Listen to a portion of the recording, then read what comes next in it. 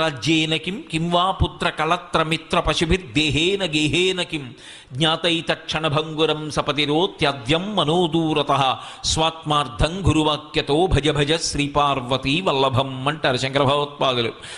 చిట్ట చివరికి తన ఇల్లు, తన బిడ్డలు, తన భార్య వీళ్ల సంగతి విడిచిపెట్టండి, శరీరమే రాదు. కల్లరి బొమ్మయవు కాయమ్మునొల్లా అద్దె కొంపలబోలు ఆ లోకముల్లా తను పెంచు దొంగలవు తనయులనొల్లా ఎందుకీ భోగమ్ములిందుకీ మురుపు ముందుచా ఉండంగ మురియంగనగునే అంటారు మానస పూజలో.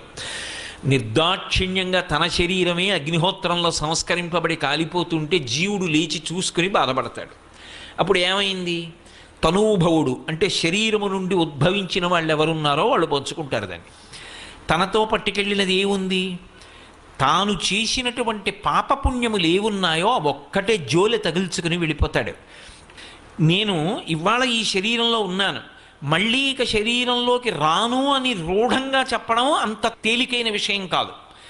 ఈ శరీరంలోకి ఎలా వచ్చానో అలాగే ఈ శరీరం నుంచి నిష్క్రమించి ఇంకొక శరీరాన్ని పొందుతాను కొంతకాలం అయిపోయిన తర్వాత.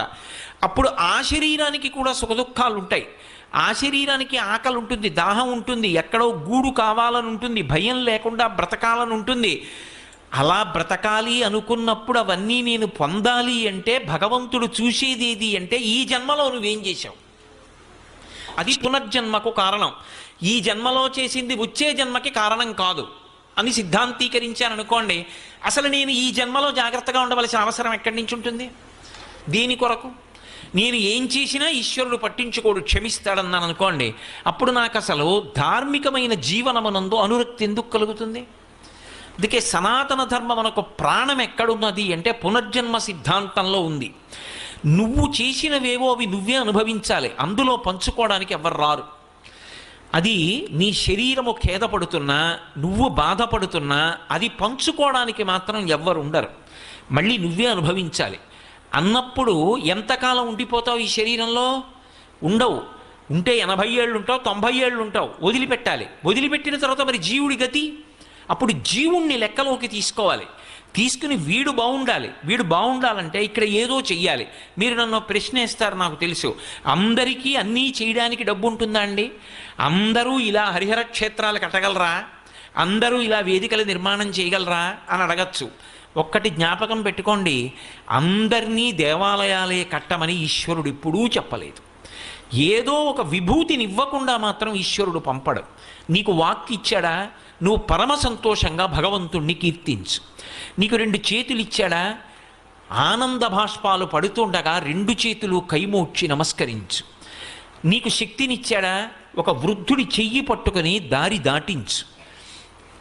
నీకు ఒంట్లో బలం ఇచ్చాడా? దేవాలయానికి వచ్చి పొద్దున్నే దేవాలయాన్ని తుడు. నీకు ఓపిక ఇచ్చాడా? ఈశ్వరుడు కట్టి విప్పిన బట్ట పట్టుకెళ్ళి ఉతికి ఆరేసి పట్టుకొచ్చి మళ్ళీ దేవాలయంలో అప్పగించు. నీకు ఒక పాట పాడడం వచ్చా? ఈశ్వరుడి దగ్గర కూర్చుని రాజోపచారంలో పాట పాడు. నీకు వాద్యం మ్రోగించడం వచ్చా? వాద్యం ఘోషయామి అన్నప్పుడు వాద్యం మ్రోగించు. నీకు ఇవేమీ కాదా? వచ్చి కూర్చుని జపం చెయ్యి. అన్నిటిలోకి దేవాలయానికి చెయ్యగలిగిన మహోపకారం ఏమిటో తెలుసా? నేను ఆ మాట చెప్తే మీరు తెల్లబోతారు. ఒక గుడికి చేసే మహోపకారం ఏమిటి అంటే గుడికి వెళ్ళడమే. ఎందుకో తెలుసా? ఎంత పెద్ద గుడి కట్టనివ్వండి, ఎంత శోభస్కరంగా కట్టనివ్వండి, చుట్టుపక్కల ఉన్న వాళ్ళు ఎవ్వరికీ గుడి మీద శ్రద్ధ లేదు, ఎవరూ గుడిలోకి రారు. అప్పుడు ఆ గుడి ప్రయోజనం ఏమిటి? అది అత్యంత ప్రమాదకరమైన సంకేతం. భగవంతుడు కూడా ఆర్తో జిజ్ఞాసురర్థార్థీ జ్ఞానీచ భరతర్షభ అన్నాడు. ఆర్తి కలిగిన వాడు, కోరికున్నవాడు నన్ను ఆశ్రయిస్తాడన్నాడు. కోరిక అంటే అమెరికా అధ్యక్ష పదవి కావాలి అని నేను కోరితే మహాదోషం. నేను ఈ దేశానికి రాష్ట్రపతి అయిపోవాలనుకుంటే దోషం. నా భార్యా బిడ్డల్ని పోషించుకోవాలి అని నేను కోరుకుంటే అవసరం. నా కూతురికి ఒక ఆపదొచ్చి ఆ ఆపదొచ్చినటువంటి కూతురు ఆపద నుంచి గట్టెక్కి దాని ఆరోగ్యం బాగుండాలని నేను కోరుకున్నాను అనుకోండి. ఒకప్పుడు నా కూతురు నాలుక తెగిపోయింది. తెగిపోతే నేను నా కూతురు నాలుక అంటుకోదు అంటే అంటుకోవాలి అని ఎన్నో దేవాలయాలకి పాదయాత్రలు చేశాను. అది కోర్కె కిందకి రాదు, అతి కోర్కె కాదది, అది అవసరం. నా కడుపున పుట్టిన కూతురు బాగుండాలని నేను కోరుకోవాలి, అది అవసరం. అది ఏది అవసరమో అది కోర్కె కాదు. ఏది అవసరము కాదో దాన్ని అపేక్షించడం కోరిక అవుతుంది. అప్పుడు అది ఇస్తే నువ్వు పాడవుతావా, ఇవ్వచ్చా ఇవ్వకూడదా అన్నది ఈశ్వరానుగ్రహాన్ని బట్టి ఉంటుంది. అందుకే వాంఛితార్థ ప్రదాయిని, ఇది నీకు ఇస్తే పాడవంటేనే అమ్మవారి ఇస్తుంది తప్ప ఇది అడిగాడు కదా అని ఇచ్చేస్తే వాడు పాడైపోతాడంటే అమ్మవారు ఇవ్వదు. పిల్లవాడు నా మనవడే కదా అని చిన్న పిల్లవాడు ఏడుస్తున్నాడు కదా అని పట్టుకెళ్ళి కత్తిరిస్తానా? ఇవ్వకూడదు. వాడు ఏడుస్తున్నాడు కదా అని కత్తిరిస్తే వేలు కత్తిరించుకుంటాడు. వాడు ఏమార్చి ఇవ్వకుండా ఉంటాను. ఏది అవసరమో అది ఇస్తాను. వాడు బువ్వ కావాలని ఏడుస్తున్నాడు అనుకోండి, ఎంత పనిలో ఉన్నా తీసుకొచ్చి వాడికి ఏదో ఒకటి పెడతాను. వాడికి అవసరమైంది తీర్చాలి. అవసరమైనది కోరిక కాదు, అవసరము కానిది కోరికకు వస్తుంది. వేదాంత శాస్త్రంలో మాటల వెనక ఉండేటటువంటి గాంభీర్యాన్ని తెలుసుకుని ఉండాలి. కాబట్టి మనకి కావలసినటువంటి ప్రాథమికమైన అవసరములు కూడా తీరలేదనుకోండి, తినడానికి అన్నం కావాలి, బట్ట కట్టాలి, ఉండడానికి ఒక ఆవాసం ఉండాలి. ఇవి ప్రాథమికమైనటువంటి అవసరాలు. ఇవి లేవనుకోండి, ఇది ఎవరికి లేవో వాడు కేవలముగా వాడొక్కడే దుఃఖపడడం, వాడిని ఆశ్రయించి ఉన్న వాళ్ళందరూ దుఃఖపడతారు. వాడి భార్య, వాడి బిడ్డలు, వాడి బంధువులు, వాడి స్నేహితులు అందరూ బాధపడతారు. అయ్యో పాపం వాడికి అన్నం లేదురా, తినడానికి అన్నం లేదురా, మొహమాటస్తుడు, ఎన్నాళ్ళు మనం పెడతాం, అసలు తిన్నాడో తినలేదో, ఇవాళ భోజనం చేశాడో చేయలేదో, ఎంత బాధపడతారు. అది అమ్మవారు ఐశ్వర్యాన్ని ఇచ్చేటప్పుడు దేని కారణంగా ఇస్తుంది అంటే పరాశర భట్టర్లు అంటున్నారు, ఈ పునర్జన్మ సిద్ధాంతాన్ని ప్రాతిపదిక చేసి మాట్లాడుతున్నారు ఆయన. ఏదో కేవల శ్లోక రచన కాదు, మహాత్ములు చేసినటువంటి శ్లోకాలు పరమ ప్రామాణ్యములై ఉంటాయి. యద్రూభంగా ప్రమాణం స్థిరచర రచన తారతమ్యే మురారే. ఒకడు మహదైశ్వర్యవంతుడయ్యాడు, ఒకడు నిరుపేద అయ్యాడు. సృష్టిలో ఈ భేదం ఎందుకు రావాలి? అమ్మవారు పరమకారుణ్యమూర్తి కదా, అందరికీ సమానంగా ఇవ్వచ్చు కదా అంటే అది ఆవిడ దోషం కాదు. ఇవ్వడానికి ఆవిడ ఎప్పుడూ సిద్ధమే. కానీ వీడికి ఇచ్చింది వీడెప్పుడూ 10 మంది కోసం ఉపయోగించింది లేదు. తనది తనకే మిగిలిపోవాలని కోరుకున్నాడు తప్ప, తాను ఏదైనా చేస్తే దానికి తనకు ప్రతిఫలం ఉండాలని కోరుకున్నాడు తప్ప, నాకు ఏమీ అక్కర్లేదు, నేను ఇది ఈశ్వర ప్రీతి కొరకు చేస్తున్నాను. అందుకే పుణ్యము అన్న మాటకు అర్థం ఏమిటంటే నాకు ఇది కావాలి అని నిజానికి అడగడం. దేనికి చేస్తున్నావు? బ్రహ్మప్రీతం అని ధారబోసే భువనం ఆశ్చర్యము పొంద. పుణ్యము అన్న మాటకు అర్థం ఏమిటంటే నాకు ఇది కావాలి అని నిజానికి అడగడం. దేనికి చేస్తున్నావు? బ్రహ్మప్రీతం అని ధారబోసే భువనం ఆశ్చర్యము పొందగా. దీని చేత పరమేశ్వరుడు సంతోషిస్తున్నాడు. ఈశ్వరుడు నాకు ఇది ఇచ్చాడు. ఈశ్వరుడు అనుగ్రహించి పాత్రత కలిగినటువంటి ఒక వ్యక్తిని కూడా చూపించాడు. ఒక వ్యక్తి ఉన్నాడు, పరమభక్తుడు. ఆయనకు ఆ పూట అన్నం ఏ కారణం చేతనో లభించలేదు, ఆయన లేనివాడు కాడు. కానీ అటువంటి వాడికి అన్నం పెట్టే అదృష్టం నీకు వచ్చింది. ఇప్పుడు అన్నం పెట్టి నువ్వు గొప్ప కాదు, ఈశ్వరుడు అంతటి మహాభక్తున్నొకడిని ఒక పూట నీ ఇంటికి పంపించాడు ఏదో కారణం అడ్డుపెట్టి. ఇప్పుడు ఆయన అన్నం తిన్నాడు. ఆ అన్నం తిన్న కారణం చేత అక్షయ ఫలితాన్ని ఇస్తాడు, తనని నమ్ముకుని బ్రతుకుతున్నవాడు. అటువంటి వాడికి పట్టెడన్నం పెట్టేటటువంటి అవకాశం కల్పించాడు. ఇప్పుడు ఈ పుణ్యం ఒక్కదాన్ని అడ్డు పెడతాడు. అడ్డుపెట్టి కోట్ల జన్మలు కాపాడేస్తాడు. అన్నవస్త్రాలకి లోటు ఇవ్వడు. అందుకే తిథులలో కూడా అన్ని వేళలా అందరికీ అవకాశం ఉండొచ్చు ఉండకపోవచ్చని ఒక్కొక్క తిథిని నిర్ణయిస్తారు. అక్షయ తృతీయ అని మనకు ఒక తిథి వస్తూ ఉంటుంది. అక్షయ తృతీయ నాడు జలకుంభం అంటే కుండలో నీళ్లు పోసి యాలుక గుండ వేసి అది పట్టుకెళ్ళి దానం చేస్తారు.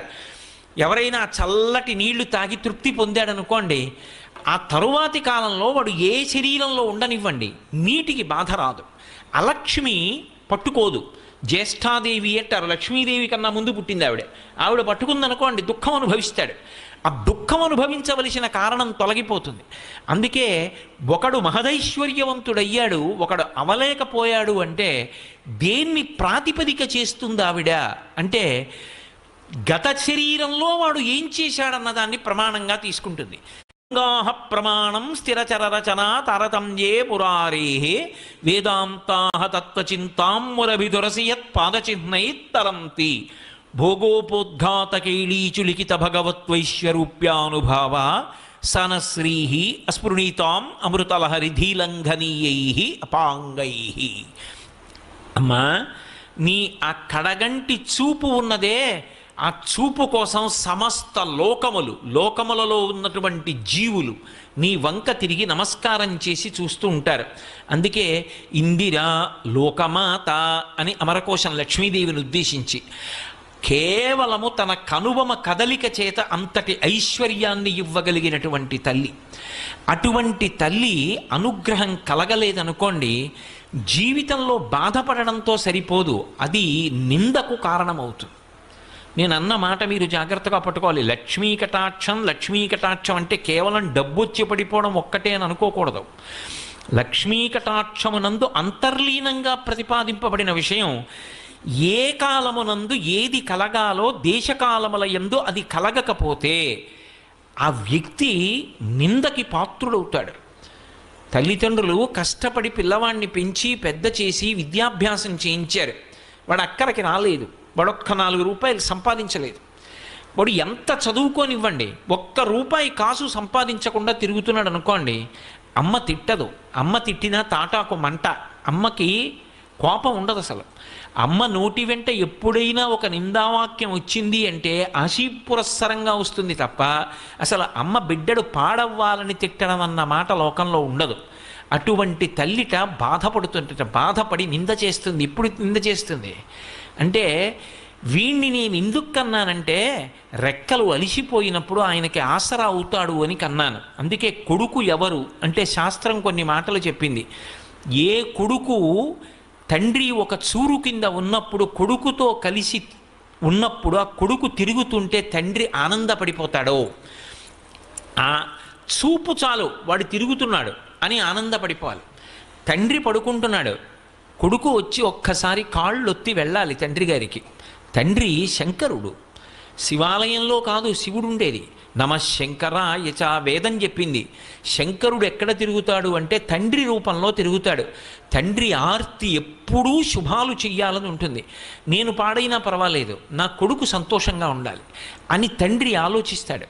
అటువంటి తండ్రి కాళ్ళు ఒత్తడం అంటే పరమేశ్వరుడి కాళ్ళు ఒత్తడం. అటువంటి కొడుకు ఒక వయసు వచ్చిన తరువాత కూడా ఒక్క రూపాయి సంపాదించలేదనుకోండి, మాతా నిందతి నాభినందతి పితా భ్రాతా న సంభాషతే భృత్యకుప్యతి నానుగచ్చతి సుతా కాంతాపి నాలింగతే అర్ధప్రార్థన శంకయా నకురుతే సల్లాపమాత్రం సుహృత్ తస్మాత్ నైతికమర్ధమార్జన శృణు సఖే విత్తేన సర్వే వశాః. సఖే, ఓ స్నేహితుడా విను అని ఒక ముఖ్యమైన విషయాన్ని ప్రతిపాదిస్తున్నారు. డబ్బు లేకపోతే నిందకి గురైపోతావు. ఎంత డబ్బు అన్న ఆర్తి వద్దు, కానీ సంపాదించాలి, ప్రయత్నం ఉండాలి. ఆ ప్రయత్నం కూడా చేయకుండా ఒక్క రూపాయి సంపాదించకపోతే మాతా నిందతి, అమ్మ నిందిస్తుంది. నాభినందతి పిత, తండ్రి కొడుకుని చూసి సంతోషంగా ఎరా అని ఇలా వెన్నుపామ్మి తట్టడం. నాభినందతి పిత భ్రాతాన సంభాషతే, మేము కష్టపడి సంపాదిస్తాం, వీడొక్క రూపాయి తేడు, అన్నదమ్ములు మాట్లాడరు. భృత్యకుప్యతి, సేవకుడు చెప్పిన పని చేయడు, ఒక్క రూపాయి ఇవ్వలేవు కానీ పనులు చెప్తావా అంటాడు. భృత్యకుప్యతి నానుగచ్చతి సుత, తండ్రి గారి ఇంట్లోకి వస్తూ ఉంటే కొడుకు జలపాత్ర పట్టుకుని ఎదురొచ్చి నాన్నగారు కాళ్ళు కడుక్కోండి అనాలి, ఎదురు రాడు. నానుగచ్చతి సుత కాంతాపి నాలింగతే, భార్య కూడా ప్రియమార ఆలింగనం చేసుకోదు. ఆఖరికి అర్ధప్రార్థన శంకయాన కురుతే సల్లాపమాత్రం సుహృత్, అతను చాలా మంచి స్నేహితుడు, అతనేమి దోషభూయిష్టమైన నడవడి ఉన్నవాడు కాడు. కానీ అస్తమానం కనపడినప్పుడల్లా డబ్బు అడుగుతుంటే ఆయన మాత్రం ఎక్కడి నుంచి తెస్తాడు? అందుకని ఇట్నుంచి ఈ డబ్బు సంపాదించిన వాడు ఎడుతుంటే అట్నుంచి సుహృత్ మంచివాడైన స్నేహితుడు ఇలా వస్తుంటే వీణ్ణి చూసి పని లేకపోయినా ఇటు రావలసిన వాడు అటు వెళ్ళిపోతాడు.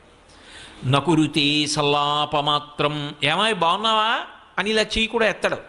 నకురుతే సల్లాపమాత్రం సుహృత్ తస్మాత్ నైతికమర్ధమార్జన శృణు సఖే. కాబట్టి ఓ స్నేహితుడా, డబ్బు సంపాదించు, డబ్బు సంపాదించనన్న మాట అనకు. యవ్వనంలో డబ్బు సంపాదించి తీరాలి. కాబట్టి తస్మాత్ నైతికమర్ధమార్జన శృణు సఖే విత్తేన సర్వే వశాః. ఆ డబ్బు చేత లోకమునందు సమస్తమైన సుఖములు కలుగుతాయి. కానీ ఒక్కటి గుర్తుపెట్టుకో, నీతి తప్పి సంపాదించవద్దు. అదే సమస్త దుఃఖములకు కారణమవుతుంది. కాబట్టి సంపాదించేటప్పుడు ఒక్కటి గుర్తుపెట్టుకో, నైతికమర్థమార్జన శృణు సఖే. నీతిగా సంపాదించు, నీతి కొరకు ఖర్చు పెట్టు. ధార్మికంగా సంపాదించు, ధార్మికంగా ఖర్చు పెట్టు. ఈ ప్రవాహం ఉన్నదే అందుకే కరెన్సీ అంటారు. అది ఎప్పుడు కదిలిపోతుంటుంది, రావాలి వెడుతూ ఉండాలి. ఈ వచ్చి వెళ్ళే ప్రక్రియలో నువ్వు తరించిపోతావు. కాబట్టి తస్మాత్ నైతికమర్థమార్జన శృణు సఖే విత్తేన సర్వే వశాః. కాబట్టి డబ్బు అవసరం లేనివాడు ఎవరు లోకంలో? గృహస్థాశ్రమంలో డబ్బు యొక్క అవసరం లేకపోవడం అన్నది ఉండదు. అయితే ఇందులో మీరు ఒక్క విషయాన్ని జ్ఞాపకం పెట్టుకోవాలి. మహాలక్ష్మీ కటాక్షము అనేటటువంటి మాటకు అర్థం కేవలముగా డబ్బు ఒక్కటే అనుకుంటే పొరపాటు. ఎందుచేత అంటే నేను మీతో చెప్పా, లక్ష్మి అంటే లక్ష్యతే ఇది లక్ష్మి. ఆమె చూస్తుంది, మన చేత చూడబడుతుంది. ఎందుకు చూడబడుతుంది అంటే మా వంక చూస్తే బాగుండని చూడబడుతుంది. ఆవిడ ఒక్కసారి నా వంక చూస్తే బాగుండు అని మనం చూస్తాం, ఆవిడ లోకములను ఇలా చూస్తుంటుంది. మరి అదేమిటి? ఆవిడ చూస్తుంటే నన్ను చూస్తే బాగుండని చూడడం ఏమిటి అంటే, ఆవిడ అంతటా చూస్తున్నా ఆవిడ చూపు నీ మీద పడలేదు. అది దరిద్రానికి కారణమైంది. అంతటా చూస్తూ నిన్ను చూడకపోవడం దరిద్రానికి కారణమైతే, అంతటా ఆవిడ చూడడం, అంతటా లక్ష్మిని నింపుతుంటుంది ఆవిడ. అందుకే అసలు కటాక్షము అంటారు. అందుకే ఆవిడ చూపుల చేత పోషిస్తూ ఉంటుంది. లక్ష్మి అంటే లక్ష్మ అని గుర్తుగా ఉంటుంది లక్ష్మి. మీకు నేను ఒక ఉదాహరణ చెప్పాలి అంటే, ఒక ఆయన సభలోకి వస్తున్నారు. అబ్బబ్బబ్బా, మహానుభావుడు ఏమి పాట పాడతారండి, గంధర్వగానం అంటాం కదా, ఎంత గొప్పగా పాడతారండి. ఆయన పాడుతుంటే పక్షులు ఆగిపోతాయండి, ఎంత బాగా పాడతారు. ఇప్పుడు ఆయన అంత గొప్ప గాయకుడు, అంత గొప్ప విద్వాంసుడు. ఆయనకి ఒక పాట వలన అంత కీర్తి వచ్చింది. ఇది ఆయన యందు లక్ష్మ కీర్తికి కారణమైంది. అది కటాక్షం. ఆమె ఆయన యందు అలా చూసి ఆయన కీర్తికి కారణమైంది. ఒక ఆయన సభలోకి వస్తున్నాడు అనుకోండి, మహానుభావుడండి, ఎంతటి పరమభక్తుడండి, ఎప్పుడూ ఈశ్వరుడు ఈశ్వరుడు ఈశ్వరుడు ఈశ్వరుడు, నోరు విప్పితే ఈశ్వరుడు, అసలు ఇంకొకటి అక్కర్లేదండి ఆయనకి, ఎప్పుడు దాని గురించి ఆలోచిస్తూ ఉంటాడు. ఎన్నిటి మధ్యలో ఉన్నట్టు ఉంటాడంతే, సంఘం ఉండదు. ఎప్పుడు ఆలోచన అంతా భగవంతుడి గురించి ఆలోచిస్తాడు. నిద్రపోతుండగా అర్ధరాత్రి లేపండి చెప్పేస్తాడు భగవంతుడి గురించి మీరు ఏమైనా అడిగితే. నాకు మల్లంపల్లి శరభేశ్వర శర్మ గారని మహానుభావుడు ఒక ఆయన మా ఇంటికి వచ్చి రాత్రి పడుకుని, రాత్రి 2 గంటలకు కూడా కాళ్ళు ఊపుతుంటే మర్నాడు అడిగా ఏమైనా పడుకోలేదా అని. నాకు రాత్రి పార్వతీ కళ్యాణంలో పద్యాలు గుర్తొచ్చాయో అని అవన్నీ చెప్పారు ఆయన. ఒక్కొక్కరు అలా ఉంటారు, రాత్రింబవళ్ళు భగవంతుడి గురించి ఆలోచన చేస్తూ ఉంటాడు. అటువంటి వాడు వస్తున్నాడు అనుకోండి, అబ్బా ఆయన వస్తున్నారు సభలోకి, ఎంత అదృష్టం అంటాం. ఆయన మన ఇంటికి వచ్చారనుకోండి, ఏమి భాగ్యం, ఇవాళ ఇల్లు తరించిపోయింది, అటువంటి వాడింట్లో అడుగు పెట్టాడంటాం. ఆయన వచ్చి అమ్మ కాస్త పట్టెడు అన్నం పెడతారా అని అన్నం తిని వెళ్ళారనుకోండి, ఎంత మురిసిపోతాం. మనం 365 రోజులు తింటాం, కానీ ఆయన వచ్చి తిని వెళ్ళిన రోజు ఏదో అది జ్ఞాపకం ఉండిపోతుంది. మర్రి చెట్టుకి వ్యూహం అంతా చిన్న గింజలో ఉన్నట్టు ఆ వంశం యొక్క అభివృద్ధి అంతా ఆయన వచ్చి తిని వెళ్ళిన ఒక పూట భోజనంలో ఉంది. ఎందుకని?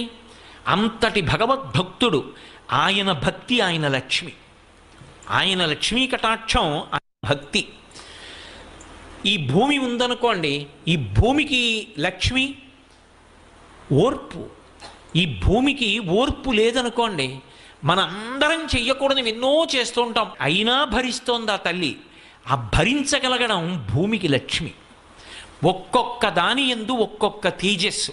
అగ్ని ఉందనుకోండి, పచనం చేయడం, కాల్చడం దాని లక్ష్మి. ఒక పొలం దగ్గరికి వెళ్ళారనుకోండి, మంచి పండిన పొలం దగ్గరికి వెళ్ళి ఒడ్డున నించున్నారనుకోండి, ఆకుపచ్చగా నిన్నటి వరకు ఉన్నటువంటి పంట ఇవాళ బంగారు వర్ణంలోకి మారి కంకులు ఇలా కొద్దిగా వంగి గాలికి ఊగుతున్నాయి అనుకోండి, ఆ బాగా పండి ఏపుగా ఉండి ఇక కోతకొచ్చినటువంటి ఆ పొలం, ఆ కంకులు వంగి ఉన్నటువంటి పొలం లక్ష్మి. ఓ చెట్టు బోలెడన్ని కాయలు కాసి కనపడింది అనుకోండి, ఒక వసంత ఋతువులో ఒక మామిడి చెట్టు దగ్గరికి వెళ్ళారు, ఎన్ని కాయలో చెట్టుకి ఎటు చూసినా కాయలే. అబ్బా ఇన్ని కాయలో అన్నాం. అన్ని కాయలతో ఉన్న చెట్టు లక్ష్మి. ఒక ఆవిడికి పెళ్ళై ఓ 10 ఏళ్ళు అయింది. 4 పిల్లలు, అమ్మా అమ్మా అమ్మా అంటూ 4 పిల్లలతో వస్తోంది. లక్ష్మి ఆమె పూర్ణత్వాన్ని పొందింది. ఆవిడ అనుగ్రహం ఉంది. ఆవిడ అనుగ్రహం ఉంది కాబట్టి పక్కన పిల్లలు ఉన్నారు. అందుకే పిల్లలతో తల్లి వస్తోంది అనుకోండి, అది గొప్ప శకునం. ఆ కటాక్షం కలగలేదనుకోండి, ఎంత ఐశ్వర్యం ఉన్నా పక్కకెళ్ళి కళ్ళొత్తుకునే వాళ్ళు లోకంలో ఎంతమంది ఉన్నారు. అందుకే ఎక్కడ ఎవరికి ఏది కావాలో అది ఆ సమయంలో దేశకాలాదుల్ని బట్టి అనుగ్రహించబడితే అది లక్ష్మి. అందుకే భర్తృహరి ఒక మాట అంటాడు, ఆపదలందు ధైర్యగుణమంచిత సంపదలందు దాల్మియున్ భూపసభాంతరాళమున పుష్కల వాక్యతురత్వ మాజి మహాపటు శక్తియున్ యశమునందనురక్తియు ప్రకృతి సిద్ధగుణంబులు సజ్జనాళికిన్ అంటాడు. ఓ ఆపద వచ్చిందనుకోండి, జీవితం అంతా ఎప్పుడూ పువ్వుల పాన్ప అలా ఉండదు. నువ్వు తప్పు చేయకపోవచ్చు, అయినా ఆపద వస్తుంది. మన ప్రమేయం లేకుండా వస్తుంది కాబట్టే దానిని ఆపద అంటారు. ఆ ఆపద వచ్చినప్పుడు తాళి తట్టుకుని నిలబడగలగాలి. అలా తట్టుకోలేక నేలబడిపోయాడు అనుకోండి, మృత్పిండం అంటారు. మట్టి ముద్ద కింద పడిపోతే నేల కట్టుకుపోతుంది. అది బంతి అనుకోండి, కింద పడితే పైకి లేస్తుంది. కింద పడిపోకుండా పైకి లేవాలి అంటే ఉత్సాహం ఉండాలి. ఇవాళ ఈ కష్టం వచ్చింది, ఎదుర్కొంటాను, వ్యూహం రచన చేస్తాను, దీన్ని దాటి ముందుకు వెళ్ళిపోతాను తప్ప ఇక్కడ నేను ఆగిపోని, ఇలా నా ప్రస్థానం ఆగకూడదు, నేను ముందుకు వెళ్ళిపోవలసిందే అంతే అనుకున్నవాడెవడో వాడు శ్రీమాన్. వాడు ఎవరికి ఏది కావాలో అది ఆ సమయంలో దేశకాలాదుల్ని బట్టి అనుగ్రహించబడితే అది లక్ష్మి. అందుకే భర్తృహరి ఒక మాట అంటాడు, ఆపదలందు ధైర్యగుణమంచిత సంపదలందు దాల్మియున్ భూపసభాంతరాళమున పుష్కల వాక్యతురత్వ మాజి మహాపటు శక్తియున్ యశమునందనురక్తియు ప్రకృతి సిద్ధగుణంబులు సజ్జనాళికిన్ అంటాడు. ఓ ఆపద వచ్చిందనుకోండి, జీవితం అంతా ఎప్పుడూ పువ్వుల పాన్ప అలా ఉండదు. నువ్వు తప్పు చేయకపోవచ్చు, అయినా ఆపద వస్తుంది. మన ప్రమేయం లేకుండా వస్తుంది కాబట్టే దానిని ఆపద అంటారు. ఆ ఆపద వచ్చినప్పుడు తాళి తట్టుకుని నిలబడగలగాలి. అలా తట్టుకోలేక నేలబడిపోయాడు అనుకోండి, మృత్పిండం అంటారు. మట్టి ముద్ద కింద పడిపోతే నేల కట్టుకుపోతుంది. అది బంతి అనుకోండి, కింద పడితే పైకి లేస్తుంది. కింద పడిపోకుండా పైకి లేవాలి అంటే ఉత్సాహం ఉండాలి. ఇవాళ ఈ కష్టం వచ్చింది, ఎదుర్కొంటాను, వ్యూహం రచన చేస్తాను, దీన్ని దాటి ముందుకు వెళ్ళిపోతాను తప్ప ఇక్కడ నేను ఆగిపోని, ఇలా నా ప్రస్థానం ఆగకూడదు, నేను ముందుకు వెళ్ళిపోవలసిందే అంతే అనుకున్నవాడెవడో వాడు శ్రీమాన్, వాడు లక్ష్మీవంతుడు. అందుకే సుందరకాండలో హనుమ బయలుదేరారు సముద్ర తరణం చేద్దామని. మొట్టమొదట కనపడినటువంటి వాడు మైనాకుడు కనబడ్డాడు. నిపత్యమమ శృంగేషు విశ్రమస్వ యథాసుఖం, ఒక్కసారి నా కొండ కొమ్ము మీద వాలవయా, కాస్త తేనె తాగు, పళ్ళు తిను అన్నారు. అది సంతోషకారకం. కానీ వెడుతున్న కార్యానికి భంగం ఆగిపోతే ముట్టుకుని వెళ్ళిపోయారు. భయపెట్టేది వచ్చింది సింహిక, ఆయనేం బెంగపెట్టుకోలేదు, ఉత్సాహంతో దాటి వెళ్ళిపోయారు. అందుకే ఆపద వచ్చినప్పుడు తట్టుకోవడానికి ఏది కావాలి అంటే ధైర్యం కావాలి. బాగున్నన్ని రోజులు నా అంత వాడిని నేను ఇలా చేతి మీరు చెయ్యేసుకు తిరిగాడు, ఏదో చిన్న ఆపద వచ్చింది అంతే, ఇక మళ్ళీ ఆయన ఎక్కడ కనపడలేదు. ఏమండి ఎందుకు కనపడలేదు అంటే, చిన్న ఆపద వచ్చిందంటే తట్టుకోలేకపోయాడు జీవితంలో అంటే లక్ష్మీ కటాక్షం లేదు. మీరు బాగా జ్ఞాపకం పెట్టుకోండి. కాల్చిన తరువాత శోభ కలిగినట్టు కష్టం వచ్చిన తరువాత నిలదొక్కుకు నిలబడగలిగిన శక్తి ఎవరికి వస్తుంది అంటే ఆ తల్లి యొక్క అనుగ్రహం ఎవరికి ఉందో వారికి వస్తుంది. అందుకే లక్ష్మీ అంత మాత్రం చేత వాళ్ళు తక్కువ వాళ్ళన్న మాట అనడానికి వీల్లేదు. నిజానికి ప్రవచనం చేసిన వాడికన్నా కూడా వాళ్ళు చాలా చాలా గొప్పవాళ్ళు. పోతన గారు ప్రవచనాలు చేసి ఉండకపోవచ్చు, అంత మాత్రం చేత పోతన గారు ప్రవచనం చేసిన వాడికన్నా తక్కువ మీరు నిర్ధారించగలరా? కాదు. పోతన గారి పేరు చెప్పుకొని, పోతన గారు చెప్పిన పద్యాలు చెప్పుకొని బిగులు పొందిన వాళ్ళు ఉన్నారు. పోతన గారి పేరు చెప్పి ఉపన్యాసం చెప్పి ఎంత బాగా చెప్పారండి అనిపించుకున్న వాళ్ళు ఉన్నారు. అది వాడిది కాదు, వండినవారు పోతన గారు, ఆయన యజమాని, వీడు వడ్డించినవాడు అయినప్పుడు ఆయనే గొప్పవారు. ఆయన ఆ లక్ష్మీ కటాక్షం చెప్పుకున్నవాడిది ఈ లక్ష్మీ కటాక్షం. కానీ సభలోకి వచ్చాక జ్ఞాపకం రాలేదనుకోండి. సభలోకి వచ్చాడు, కూర్చున్నాడు, ఏమీ జ్ఞాపకం రావట్లేదు, ఒక్క శ్లోకం గుర్తు రావట్లేదు, పద్యం గుర్తు రావట్లేదు, ఎందుకు వచ్చాడో గుర్తు రావట్లేదు, ఏం చెప్పాలో గుర్తు రావట్లేదు. అప్పుడు ఎలా ఉంటుంది ఆయన పరిస్థితి అంటే లక్ష్మీ కటాక్షం లేదని గుర్తు. భూపసభాంతరాళమన పుష్కల వాక్యతురత్వము ఆజి మహాపటు శక్తియున్. ఓ యుద్ధానికి వెళ్ళాడు అనుకోండి, బాహువుల యందు పటుత్వం ఉండాలి, యుద్ధంలో ధైర్యంగా దూసుకుపోయి యుద్ధం చేయగలగాలి. తీరా యుద్ధానికి వెళ్ళిన తర్వాత కూడా కలుక్కుమని నెప్పెడుతోంది అనుకోండి, చెయ్యలేకపోతున్నాడు అనుకోండి, ఇంకే లక్ష్మీ కటాక్షం. ఆజి బాహుపటు శక్తియున్ యశమునందు అనురక్తి. నేను కీర్తివంతుణ్ణి కావాలన్న కోరిక ఉండి తీరాలి వ్యక్తికి. అది లేదనుకోండి, ఆ వ్యక్తి లక్ష్మీ కటాక్షమునకు అర్హుడు అని చెప్పడము సాధ్యము కాదు. అందుకే ఒకటి గుర్తుపెట్టుకోండి, మనిషి జీవితంలో ఈశ్వరుడు ఏదో ఒక విభూతిని ఇవ్వనివాడన్నవాడు ఉండడు. ఏదో ఒక విభూతి ఇవ్వబడుతుంది, ప్రతి వారికి ఇస్తాడు ఈశ్వరుడు. నీకేది ఇచ్చాడన్నది నువ్వు జ్ఞాపకం పెట్టుకోవాలి, నువ్వు తెలుసుకోవాలి. గుప్తంగానో బాహ్యంగానో అర్హసి రహసి స్వతంత్ర బుద్ధ్యా అంటారు శంకరభక్తులు. గుప్తంగానో బాహ్యంగానో అర్హసి రహసి స్వతంత్ర బుద్ధ్యా అంటారు శంకరభక్తులు శివానంద లహరిలో. అది అతని జీవితం ఒడ్డెక్కడానికి, అతని జీవితం తరించడానికి కారణమవుతుంది. ఎందరో పెద్దలు ఉన్నారు. డొక్కా సీతమ్మ గారని మా తూర్పుగోదావరి జిల్లాలో ఉండేవారు మహాతల్లి. ఆవిడ ఇంటికి వచ్చిన వాళ్ళకి అన్నం పెట్టడానికి అందవేసిన చెయ్యి, అంత ప్రేమతో అంత ఆర్తితో అన్నం పెట్టేది. అటువంటి తల్లి శరీరం విడిచిపెట్టిన రోజున ఆకాశంలో జ్యోతి రూపంలో వెడుతుంటే ఇద్దరు మహావిద్వాంసులు అగ్రహారంలో కూర్చొని మాట్లాడుకుంటున్నారు అమలాపురం దగ్గర. ఆవిడ జ్యోతి వెడుతుంటే చూసి వాళ్ళిద్దరూ లేచి నిలబడి నమస్కారం చేసి, ఎవరో ఒక మహాపురుషుడు శరీరం విడిచిపెట్టాడు, ఊర్ధ్వలోకాలకి జ్యోతి వెళ్ళిపోతోంది అని చెప్పి నమస్కరించారు. భగవాన్ రమణులు శరీరం విడిచిపెట్టినప్పుడు జ్యోతి అరుణాచలానికి గిరి ప్రదక్షిణం చేసి గిరిలోకి ఎలా వెళ్ళిందో, డొక్కా సీతమ్మ గారిలోని జ్యోతి అలా ఆకాశంలో ప్రయాణం చేసి ఊర్ధ్వలోకాలకి వెళ్ళింది. ఎప్పటావిడో కాదు డొక్కా సీతమ్మ గారు అంటే. ఇప్పటికీ పీకనవరం దగ్గర ఆవిడ పేరు మీద అక్విడెక్ట్ ఉంది, ఆవిడ నివసించిన ఇల్లుంది, ఆవిడ అన్నం పెట్టిన గదులున్నాయి. ఆ తల్లి ఈ మధ్య కాలం వారు ఆఖరికి కలెక్టర్ గారితో కబురు చేశారు డొక్కా సీతమ్మ గారికి. ఎవరు? భారతదేశం వాళ్ళు కాదు, లండన్లో యువరాజు పట్టాభిషేకం చేసుకుంటూ ఇంతమందికి అన్నం పెట్టిన తల్లి వచ్చి నాకు ఆశీర్వచనం చేయాలని కలెక్టర్తో కబురు చేశారు విమానంలో తీసుకురమని. నేను రానన్నారు ఆ తల్లి. రానంటే ఆవిడ చిత్రపటం గీయించి పంపించమని డొక్కా సీతమ్మ గారి చిత్రపటాన్ని పక్కన పెట్టుకుని ఆవిడ పాదాలకు నమస్కారం చేసి వైస్రాయిగా పట్టాభిషేకం పొందాడు. అది దేశ ఔన్నత్యం. దానం చేసి అన్నదానం చేసి డొక్కా సీతమ్మ గారు ఆ స్థాయిని పొందారు. ధరించడానికి కారణం కాలా?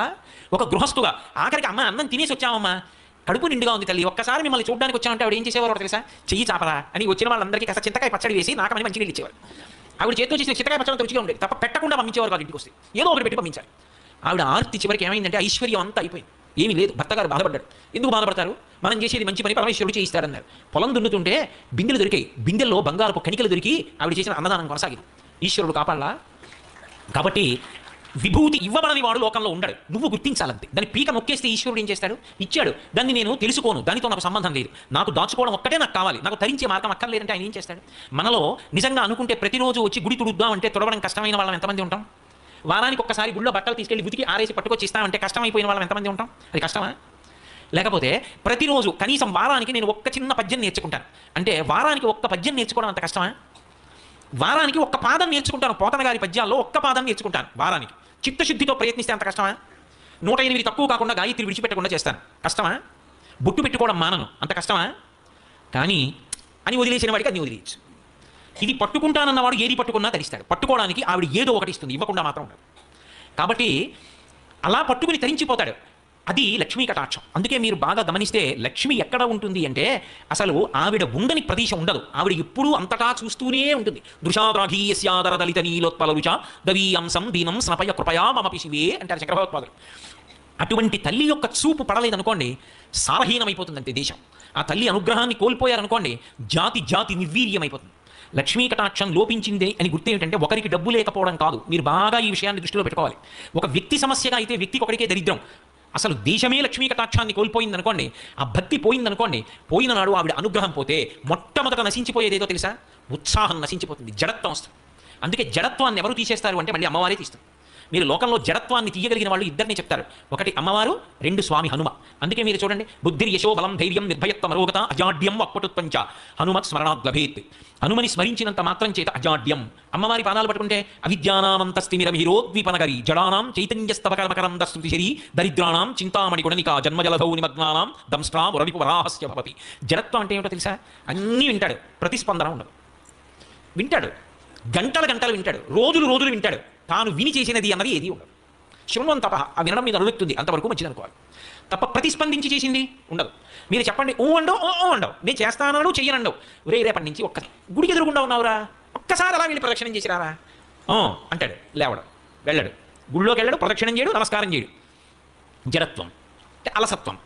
దీన్ని ఎవరు పోగొడతారంటే అమ్మవారు పోగొడుతుంది. అందుకే అది సామూహికంగా అందరికీ కలిపి లక్ష్మీ కటాక్షం ఏమి అంటే ఉత్సాహం. దేశ పౌరుల యందు ఏదైనా సరే మేము సాధించగలం, మేమందరం నడుం కట్టుకుని ముందుకు వెళ్ళిపోతాం అని అందరూ కలిసి నిలబడగలిగిన ఉత్సాహం ఉందనుకోండి. ఏటికి ఎగసన్నా ఒకలాగితే 1,00,000 మంది దిగసన్నా లాగారనుకోండి, ఇంకా ఎలా వృద్ధిలో పెడుతుంది? చెయ్యి చెయ్యి కలిసి నడుద్దాం అన్న ఉత్సాహం ఉందనుకోండి, అది లక్ష్మి. లక్ష్మీ కటాక్షం తరిగిపోతోందని గుర్తేమిటో తెలుసా? అసలు ఏ ఉత్సాహం లేకుండా జడత్వంతో ఉండిపోతే లక్ష్మీ కటాక్షం లుప్తమైపోతోంది అని గుర్తు. బై గాడ్, ఈ రేడియో చూసి మనసు గార్డెన్ అయిపోయింది. 10,000 రూపాయలు ఇస్తాను దీనికి.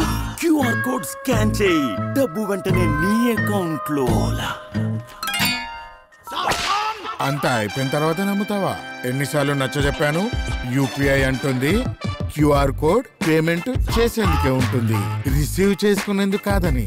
మీ డబ్బుని మీరే కాపాడుకోండి. Good bye bad man, I'll be back. మీరు కూడా ఈ వీడియో షేర్ చేయండి, మీ చుట్టుపక్కల అమాయకుల్ని కాపాడండి.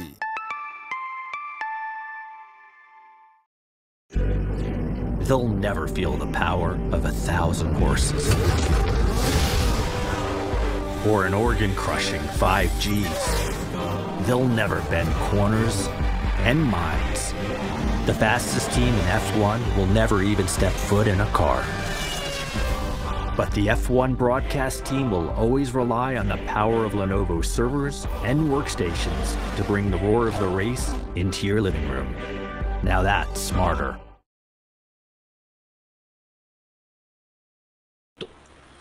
అందుకే మీరు కొంచెం జాగ్రత్తగా గమనించండి. ఎప్పుడైనా పౌరాణిక వాంగ్మయాన్ని మీరు పరిశీలిస్తే లక్ష్మీ కటాక్షము తొలగిపోయినది అనడానికి కొన్ని సూచనలు చెప్తారు. ఇదిగో లక్ష్మి లేదు ఇప్పుడు, లక్ష్మి ఎందుకు వెళ్ళిపోతుందో చెప్తారు, లక్ష్మి మళ్ళీ ఎలా వచ్చిందో చెప్తారు, లక్ష్మి ఏ కారణం చేత వెళ్ళిపోతే ఆ స్థితి ఎలా ఉంటుందో చెప్తారు. ఇవి ఎందుకో తెలుసా? పురాణం వేదానికి భూతద్దం. నీ జీవితాన్ని నువ్వు గమనించుకో జాగ్రత్తగానే. ఇంద్రుడు అంటేనే మనకేం గుర్తొస్తుంది? స్వర్గలోకాధిపతి. ఆయన అనుభవించినటువంటి ఐశ్వర్యం ఉండదు, అంతటి ఐశ్వర్యం అయింది. ఆ ఐశ్వర్యం ఎవరిచ్చారు ఆయనకి? అమ్మవారిచ్చింది. శంకర భగవత్పాదులు కనకధారా స్తోత్రం చేస్తూ విశ్వామరేంద్ర పద విభ్రమదాన దక్షం ఆనందహేతురధికం మురవిద్విషోపి ఈశన్ నిశీతతు మయిక్షణమిక్షణార్థ ఇందీవరోదర సహోదరమిందిరాయా అన్నారు. విశ్వామరేంద్ర పద విభ్రమదాన దక్షం ఆనందహేతురధికం మురవిద్విషోపి ఈశన్ నిశీతతు మయిక్షణమిక్షణార్థ. దేవేంద్రుడంతటి వాడికి ఇంద్ర పదవిలో కూర్చోగలిగినటువంటి స్థితిని, అంతటి ఐశ్వర్యాన్ని ఎవరిచ్చారు అంటే ఆ తల్లి తన చూపుల చేత దేవేంద్రుడంతటి వాడికి ఇంద్ర పదవిలో కూర్చోగలిగినటువంటి స్థితిని, అంతటి ఐశ్వర్యాన్ని ఎవరిచ్చారు అంటే ఆ తల్లి తన చూపుల చేత అనుగ్రహించింది. అటువంటి చూపు కలిగిన తల్లి వీక్షణార్థ నా వంక కూడా ఒక్కసారి చూడమ్మా అని అడిగారు శంకర భగవత్పాదులు. తన కొరకు కాదు, బ్రహ్మచారి పేద బ్రాహ్మణి కోసం అడిగారు. ఆ తల్లి అనుగ్రహ కటాక్షం కలిగింది. ఇంద్రుడు ఐశ్వర్యాన్ని పొందాడు. ఇప్పుడు ఇంత ఐశ్వర్యాన్ని పొందినటువంటి ఇంద్రుడు ఐశ్వర్య భ్రష్టుడయ్యాడు. దేనికి భ్రష్టుడయ్యాడు? ఒక్క కారణం చేతనే పోయింది ఐశ్వర్యం, ప్రసాద తిరస్కారం. ప్రసాదమును తిరస్కరించడం అనేటటువంటి లక్షణం కానీ ఏర్పడిందా, అది ఉపద్రవాలకి గుర్తు. దేశంలో భగవత్ ప్రసాదము అని పట్టుకొచ్చి ఇస్తే మాకు అక్కర్లేదు అని తిరస్కరించేటటువంటి బుద్ధి ప్రబలమైపోతే, ఈశ్వర ప్రసాదమునకు గౌరవం తగ్గిపోతే, కాళ్ళకి చెప్పులున్నాయన్న మాటతో కూడా సంబంధం లేకుండా ప్రసాదం నోట్లో వేసుకోవడం మొదలు పెడితే, నేను ఇంకా కొంచెం ముందుకు వెళ్ళవలసి వస్తే అటువంటి ప్రదేశాల్లో ప్రసాదం పంచి పెట్టడం కూడా తప్పు. ప్రసాదం ఎక్కడ ఇవ్వాలో అక్కడ ఇవ్వాలి. ఒక దేవాలయానికి వచ్చి మీ అందరూ కూర్చున్నారు, ఇక్కడ ప్రసాదం ఇవ్వాలి. అంతేకాని అందరూ చెప్పులు వేసుకుని కాళ్ళకి బూట్లు వేసుకుని కూర్చున్న కార్యాలయాల్లో ప్రసాదం పంచి పెట్టమని ఎవరు చెప్పాడు? వాడా బూట్లు విప్పాడు. అలాగని వాడికి భక్తి ఉన్న ప్రసాదం తిరస్కరించలేడు, వాడు అలాగే వేసుకుంటాడు. ఇప్పుడు ప్రసాదం పట్ల దోషమైందా లేదా? మీరు అందుకే ప్రసాదం అన్న మాట గురించి ఆలోచించండి. అన్నవరం సత్యనారాయణ స్వామి వారి వ్రతకథలో వైశ్యుని యొక్క భార్య ప్రసాదం పుచ్చుకోకుండా నదీ తీరానికి వెళ్ళింది, భర్త వచ్చాడని. వెంటనే పడవ మునిగిపోయింది. ఓ అశరీరవాణి పలికింది, ప్రసాదం పుచ్చుకోలేదని. ఆవిడ వెళ్ళి ప్రసాదం తింది, పడవ పైకి తేలింది. ఏమిటా కథ? వింటున్నాం కదా అన్నటువంటి కథలు చెప్పడమే అనుకోవచ్చు. కాదు, అందులో ఒక గాంభీర్యమైన విశేషం ఉంది. ప్రసాదము అంటే ఈశ్వరుని యొక్క అనుగ్రహము. ఏ ఇంట ప్రసాదం తింటున్నాడో ఆ ఇంట లక్ష్మి ఉంటుంది. ఇది మీరు బాగా పట్టుకోవాలి. ఆ ఇంట తింటున్నది ప్రసాదం. అందుకే ఈ రాష్ట్రంలో ఒక అలవాటు ఉంది, ప్రత్యేకించి పేరు కూడా ప్రసాద్ అని ఉంటుంది. ఈశ్వర ప్రసాద్, వెంకటేశ్వర ప్రసాద్, లక్ష్మీ ప్రసాద్ అంటే వాళ్ళ ప్రసాదం. వీడు జీవితము ప్రసాదము కావాలి. నేను రాత్రి పడుకుంటున్నాను అనుకోండి, 11 మాటలు శివనామం చెప్పి నాకు నిద్ర పట్టాలని ప్రార్థన చేసి పడుకోవాలి. నేను నిద్ర లేస్తున్నాను అనుకోండి, 3 మాటలు శ్రీహరి శ్రీహరి శ్రీహరి అని చెప్తూ లేవాలి. ఎందుకంటే జాగృతి ఎందు ఇంద్రియములకు అధిపతి అదోక్షజుడు శ్రీ మహావిష్ణువు, ఆయన నామం చెప్పి లేవాలి. పరమశివుడు నిద్రాకాలిక సుఖాన్ని ఇచ్చి మళ్ళీ అన్ని అవయవాలకి శక్తినిస్తాడు. ఆయన నామం చెప్పి పడుకోవాలి. నిద్ర ప్రసాదం, లేచి పని చేస్తే ప్రసాదం. అన్నం తినేటప్పుడు నేను తింటున్నానని తినరు. ఇది ఈశ్వరుడు నాకు అనుగ్రహించాడు. ఈ పదార్థం దొరికేట్టు చేసిన వాడి శాసనానికి అగ్ని ఉండింది. ఈ నీళ్లు వాడి శాసనం వల్ల దొరికాయి. నేను తింటే రుచి వాడి అనుగ్రహం. లోపలికి వెళ్ళిపోయిన తర్వాత అన్ని పదార్థాలు కలిసిపోయినా వాడు అగ్ని రూపంలో ఉండి పచనం చేస్తున్నాడు, శక్తిగా మారుస్తున్నాడు. కాబట్టి వాడికి చెప్పి తింటాను. యజ్ఞం కింద తింటానని నీతి మిత్రులు పట్టుకుని నాలుక మీద పట్టుకుని నోట్లో వేసుకుంటారు. చొక్కా బనీను లేకుండా తినడానికి కారణం అది. చొక్కా బనీను ఉందనుకోండి, ఉంటే ఎలా పుచ్చుకుంటారు? హవిస్సు అగ్నిహోత్రంలో పురుషుడికి అధికారం ఉండదు. అందుకని తీసి ఉత్తరీయం ఒకటి వేసుకుని 5 మాటలు స్వాహాకారంతో నాలిక మీద పెట్టుకుని పంటితో నవలకుండా లోపలికి మింగుతాడు. ఇప్పుడు ఆయన జన్మ ధరించింది. ఆయన ఎక్కడున్నాడో అటువంటి వాడి వలన ఆ ఇల్లు వంశం వృద్ధిలోకి వస్తాయి. బనీ నిన్ను కాపాడుతుందా, చొక్కా కాపాడుతుందా? ఇది కాపాడుతుంది. దీని విలువ తెలుసుకున్నాడు. దాని ముందు నీ బనీ ఎంత, నీ చొక్కా ఎంత? ఆచారకాండ అందుకొచ్చింది, ఉత్తినే రాలేదు. కాబట్టి ఇప్పుడు అలా తిన్నాడు, ఏదో పని మొదలెడతాడు, ఈశ్వరుడికి చెప్తాడు, పని పూర్తయింది, ఈశ్వర మీ అనుగ్రహం, పని పూర్తయింది అంటాడు. ఇప్పుడు అసలు ఆయన జీవితంలో ప్రసాదం కానిది ఏదుంది? ఆఖరికి మృత్యు వచ్చి కబళించేస్తోంది.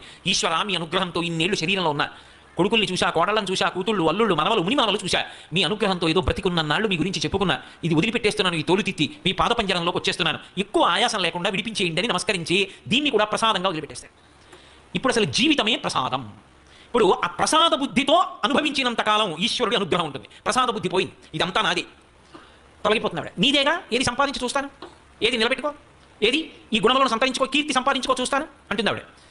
చిన్న వైక్లభ్యం ఒకటి వచ్చింది అనుకోండి, అక్కడతో అయిపోయిందంతే. కంఠంలో జీర వచ్చిందనుకోండి, గట్టిగా మాట్లాడితే కంఠంలో పోటు వస్తుంది. ఏది ఏం మాట్లాడతాడు? అయిపోయింది అక్కడతో కీర్తి.